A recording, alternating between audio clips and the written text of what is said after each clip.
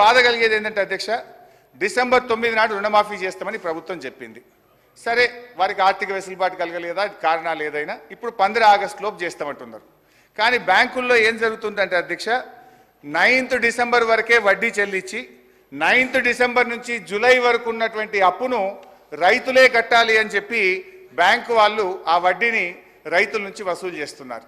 ఇప్పుడు ఎందుకంటే మీరు ఆలస్యం చేసిరు. డిసెంబర్ 9 ఆగస్టు 15కు రుణమాఫీని ఆలస్యం చేసింది మీరు. మొదటి సంతకం అన్నారు, మొదటి రోజు చేస్తామన్నారు, కారణాలు ఏదైనా 15 ఆగస్టు అన్నారు. ఆలస్య కారణం మీరు. వడ్డీ రైతులు ఎందుకు చెల్లించాలి అని అడుగుతా ఉన్నా.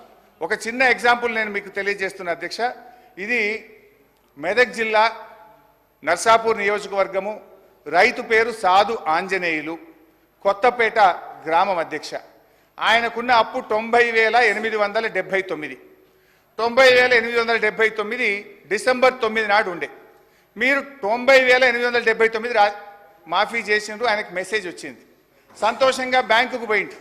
బ్యాంక్ అధికారి, ఇది ఆయన బ్యాంక్ అధికారి రాసిచ్చింది అధ్యక్ష, ఆయన పెన్ రైటింగ్ ఇది ఆ రైతు కట్టిన రిసిప్ట్. బ్యాంక్ అధికారి ఏమన్నాడు, బాబు డిసెంబర్ 9 నాటికి వడ్డీ రాష్ట్ర ప్రభుత్వం ఇచ్చింది. డిసెంబర్ 9 నుంచి ఈరోజు జూలై 22 వరకు వడ్డీ 9,000 రూపాయలు అయింది. ఆ వడ్డీ 9,000 నువ్వు కడితేనే రుణమాఫీ చేస్తామని బ్యాంక్ అధికారి రాసిచ్చిండు. ఇగో ఆ రైతు 9,000 కట్టి తెచ్చుకున్న రిసిప్ట్. అంటే మీరు ఆలస్యం చేసి రైతుల మీద వడ్డీ భారం వేయడం న్యాయమా? దీని మీద ఆర్థిక మంత్రి గారు తన సమాధానంలో చెప్పాలి. ఇది ఒక్కటే కాదు, ఇట్లాంటి చాలా ఎగ్జాంపుల్స్ నేను నా దగ్గర. కరీంనగర్ జిల్లా కోహెడ మండల రైతులు కూడా రోడ్డెక్కి ఈ వడ్డీ భారం మా మీద ఎందుకు వేస్తున్నారని ధర్నాలు చేసిండ్రు. I request Honorable Finance Minister, while he is giving the reply, he should clarify this. అధ్యక్ష, ఇకపోతే ఆరోగ్యశ్రీ హెల్త్ డిపార్ట్మెంట్.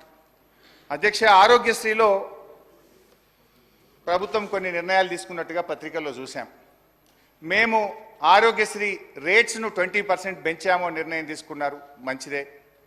ఇంకా కొన్ని వ్యాధులను కూడా యాడ్ చేశామని చెప్పారు, ఇంకా మంచిదే. 5 లక్షల నుంచి 10 లక్షల రూపాయలకు ఆరోగ్యశ్రీ యొక్క దాని స్కేల్ కూడా పెంచాం. 10 లక్షల దాకా ఉచిత వైద్యం చేసుకోవచ్చు అన్నారు, చాలా మంచిది. కానీ బడ్జెట్ చూస్తే పోయినసారి మేము 1,101 కోటి రూపాయలు పెడితే ఈసారి తగ్గించి 1,065 కోట్లు పెట్టారు. ఇది ఎట్లా సాధ్యమైంది? మీరు వ్యాధుల సంఖ్య పెంచి 5 లక్షల్ని 10 లక్షలకు పెంచి 20% రేట్లు పెంచి బడ్జెట్ తగ్గిస్తే ఇది ఆచరణ సాధ్యమేనా అని నేను అడుగుతా ఉన్నా. అధ్యక్ష, ఇక్కడ ఒక చిన్న విషయం ప్రభుత్వం దృష్టికి తెస్తా ఉన్నా. గవర్నమెంట్లు అనేటువంటివి వస్తూ ఉంటాయి, పోతూ ఉంటాయి, ప్రభుత్వాలు మారుతుంటాయి, ఎవరం కూడా పర్మనెంట్ కాదు. మా ప్రభుత్వం వచ్చినప్పుడు గౌరవనీయులు కేసీఆర్ గారు ముఖ్యమంత్రిగా కూర్చొని ఒక మాట అన్నారు అధ్యక్ష. గౌరవనీయులు అప్పటి మాజీ దివంగత ముఖ్యమంత్రి వైఎస్ రాజశేఖర రెడ్డి గారు ప్రవేశపెట్టినటువంటి ఆరోగ్యశ్రీ పథకం చాలా మంచి పథకము. మా ప్రభుత్వం పేరు కూడా మార్చకుండా యథావిధిగా ఆ పథకాన్ని కొనసాగిస్తామని చెప్పాం. 10 ఏళ్ళు కొనసాగించాం.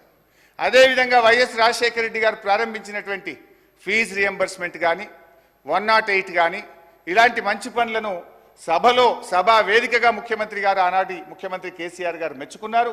ఆ పథకాలను మేము కొనసాగించాం. కానీ మీరు కేసీఆర్ కిట్ అనే పథకం ఉన్నది, అది చాలా మంచి పథకం.